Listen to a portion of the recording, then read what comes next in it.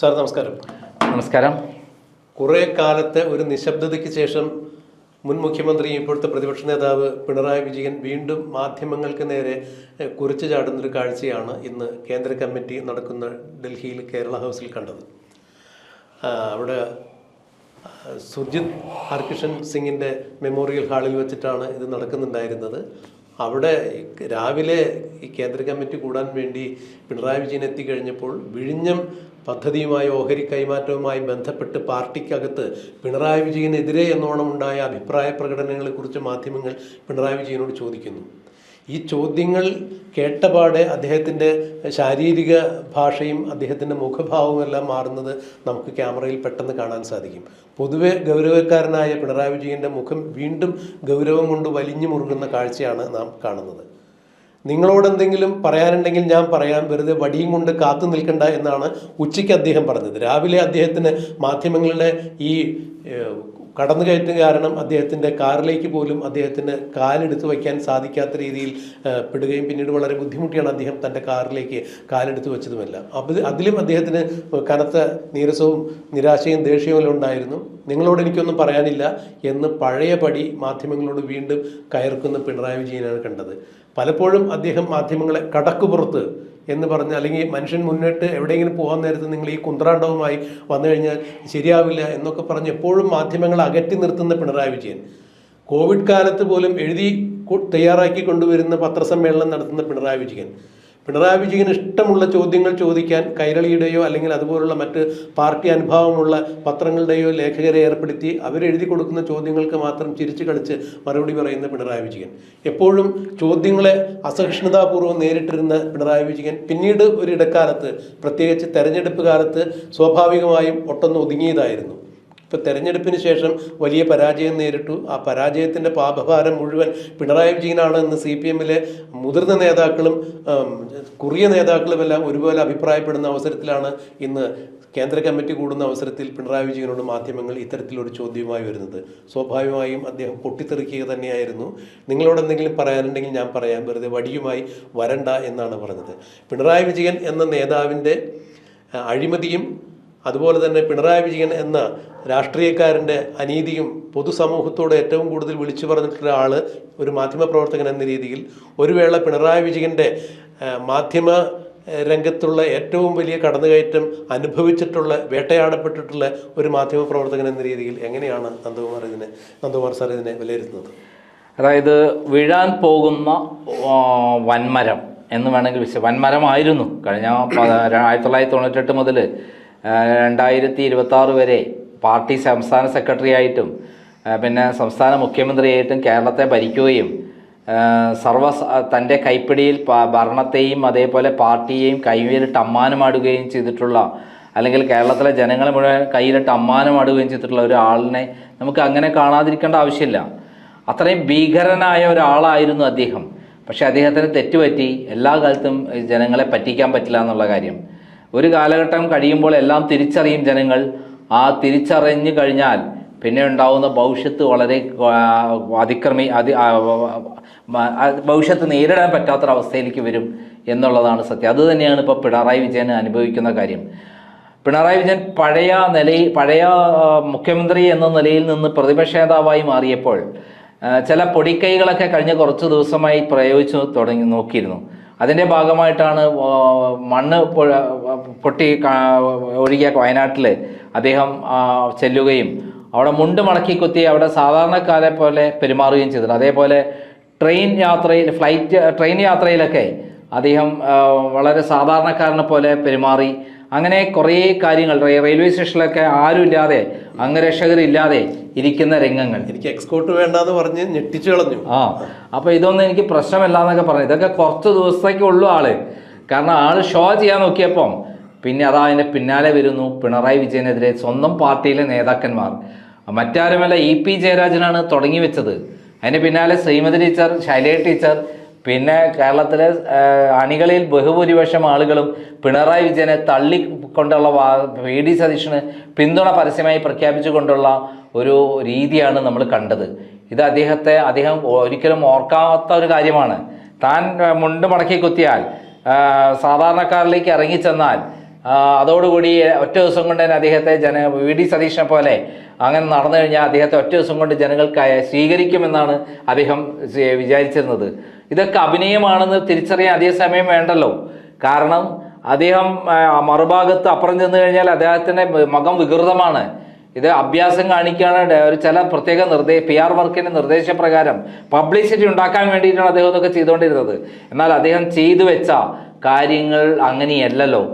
വിഴിഞ്ഞം പോർട്ടിൻ്റെ കാര്യത്തിൽ ഉണ്ടായിട്ടുള്ള സംഭവ വികാസം ഏറ്റവും ഞെട്ടിച്ച് കളയുന്ന ഒരു സംഭവമാണ് ഉണ്ടായിരിക്കുന്നത്. സ്വന്തം പാർട്ടിയിലെ പ്രമുഖ നേതാക്കന്മാർ ആഞ്ഞും അദ്ദേഹത്തിന് മുഖത്തടിക്കുന്ന പോലെയാണ് അദ്ദേഹത്തോട് പെരുമാറിയത്.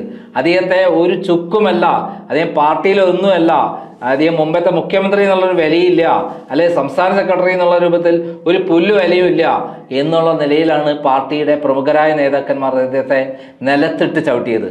ഇന്ന് ഡൽഹിയിൽ അത് അദ്ദേഹം ഒരിക്കലും പ്രതീക്ഷിക്കാത്തതായിരുന്നു. ഇത്രയും ഭീകരമായ രൂപത്തിൽ തൻ്റെ കൂടെയുള്ള നേതാക്കന്മാർ ചവിട്ടുമെന്നോ കണ്ണൂർ ലോബി അദ്ദേഹത്തിനെതിരെ ഉണർന്നു പ്രവർത്തിക്കുമെന്നോ അദ്ദേഹം കരുതിയല്ല.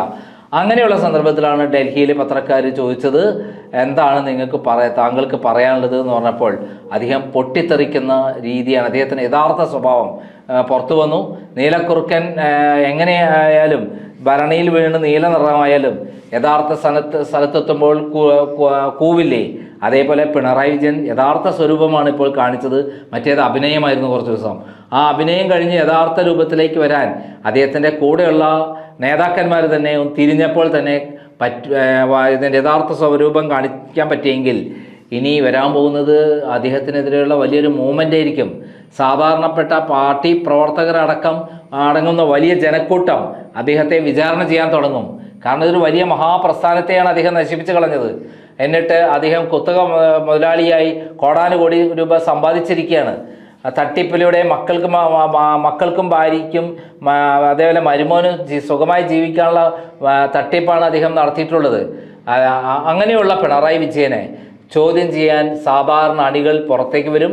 അത് തുടക്കമിട്ടത് E.P. ജയരാജനാണെങ്കിൽ കേരളത്തിലെ CPM-ന്റെ സാധാരണ അണികൾ ജനക്കൂട്ടമായി അദ്ദേഹത്തോട് ഏറ്റുമുട്ടുന്നത് കാണാൻ അധികം സമയം വേണ്ട, നമുക്കത് കാത്തിരിക്കാം.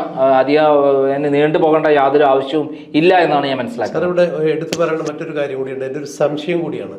ഈ രണ്ടാം പിണറായി വിജയൻ സർക്കാർ അധികാരത്തിൽ വരുന്നതിന് മുമ്പ് സ്ഥാനാർത്ഥിത്വ നിർണയത്തിൽ 70 വയസ്സ് കഴിഞ്ഞ ആളുകളെയെല്ലാം വെട്ടിയൊതുക്കി മാറ്റുന്ന ഒരു രീതി ഉണ്ടായിരുന്നു. പിണറായി വിജയൻ എന്ന നേതാവിന് മാത്രം ഒരു കൺസെഷൻ കൊടുക്കുന്നു, അദ്ദേഹം കേരളത്തിൻ്റെ മുഖ്യമന്ത്രി കസേരയിൽ ഇരുന്ന് വീണ്ടും തുടർഭരണം കിട്ടാൻ സാധ്യതയുണ്ട് എന്ന് കണക്കാക്കി തന്നെയാണ് ഇത്തരം ചില തീരുമാനങ്ങളിലേക്കൊക്കെ പോകുന്നത്. അങ്ങനെ CPM-ൽ പിണറായി വിജയന് സമാനരായ സമശീർഷരായ പല ആളുകൾക്കും സ്ഥാനാർത്ഥിത്വം നിഷേധിക്കപ്പെടുന്നു. വീണ്ടും പിണറായി വിജയൻ ഭരണത്തിലേക്ക് വരുന്നു. മൂന്നാം വട്ടവും ഭരണം പിടിക്കും എന്നുള്ള രീതിയിൽ തന്നെ കാര്യങ്ങൾ മുന്നോട്ട് പോകുമ്പോൾ പിണറായി വിജയന് മാത്രം വീണ്ടും ഇത്തരത്തിലുള്ള പരിഗണനകളെല്ലാം കൊടുക്കുന്നു.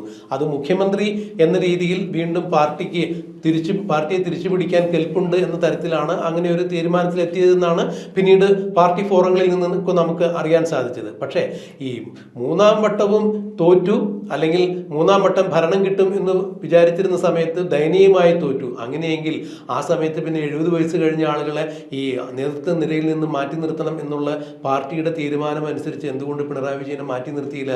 വീണ്ടും പ്രതിപക്ഷ നേതൃസ്ഥാനത്തേക്ക് പിണറായി വിജയന്റെ കൂടെ വോട്ട് ഇട്ടുകൊണ്ടാണ് ആ പ്രതിപക്ഷ നേതൃസ്ഥാനം പിടിച്ചു പറ്റിയത്.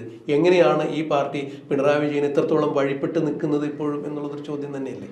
അല്ല, വഴിപ്പെട്ട് നിൽക്കുക എന്ന് പറയുന്നതൊക്കെ താൽക്കാലിക പ്രതിഭാസമാണ്. കഴിഞ്ഞ 10 വർഷമായിട്ട് മുഖ്യമന്ത്രി ആയിരിക്കുന്ന ഒരാൾ, അതിനു മുമ്പ് സംസ്ഥാന സെക്രട്ടറി ആയിരിക്കുന്ന ഒരാൾ, അങ്ങനെ ഒരാളെ ഒരൊറ്റയടിക്ക് വെട്ടിമാറ്റാൻ പറ്റില്ല. ഒരു അടിമകളെപ്പോലെ ഒരു പ്രത്യേക രീതിയിൽ പിണറായി വിജയൻ ഒരു ഡെവലപ്പ് ചെയ്ത് തൻ്റെ കൈപ്പിടിയിൽ ഇതൊക്കെ അനങ്ങാൻ പാടില്ല എന്നുള്ള അവസ്ഥയാക്കി വെച്ചിരിക്കുകയാണ്. അതിൽ നിന്ന് മാറി ഒരു യഥാർത്ഥ ബോധത്തോടുകൂടി സംസാരിക്കാനുള്ള അവസ്ഥയിലേക്ക് വരാൻ കുറച്ച് സമയം വേണം. ഇപ്പോൾ അതിനുള്ള സമയമായിരിക്കുന്നു. അതിന് ഒരാൾ തിരികൊളുത്തിയാൽ മതി. ഒരാളല്ല ഇപ്പോൾ തിരികൊളുത്തി, പലരും കൂടി തിരികൊളുത്തിരിക്കുന്നു. ആ തിരികൊളുത്താൽ വളരെ വേഗത്തിൽ ആളിപ്പടരും. അങ്ങനെ CPM-ന്റെ അടിത്തട്ടിലേക്ക് വരെ അത് ഇറങ്ങും. അവസാനം പിണറായി വിജയനെ മാർക്സിസ്റ്റ് പാർട്ടിയിൽ നിന്ന് പുറത്താക്കുന്ന ഒരു ദിവസം വരും. അതേപോലെ പ്രതിപക്ഷ സ്ഥാനത്ത് നിന്ന് അദ്ദേഹത്തിന് രാജിവെച്ച് മാറേണ്ടി വരും. ഇതൊക്കെ നടക്കാൻ പോകുന്ന കാര്യങ്ങളാണ്. ഇതിനൊന്നും അധിക സമയം വേണ്ട. അതിലുപരിയായിട്ട് പാർട്ടി തന്നെ ഇല്ലാതാകുന്ന ഒരു അവസ്ഥയിലേക്ക് പോയിക്കൊണ്ടിരിക്കുകയാണ്. പാർട്ടിയിൽ വലിയ ഭിന്നിപ്പ് തന്നെ വരും. ചിലപ്പോൾ ഒന്നോ രണ്ടോ ഭാഗമായിട്ടല്ല പാർട്ടി മുറിയാൻ സാധ്യത, പിളരാൻ സാധ്യത. കാരണം ചില നേതാക്കന്മാർക്ക് ചില ഏരിയകളൊക്കെ വലിയ സ്വാധീനമുണ്ട്.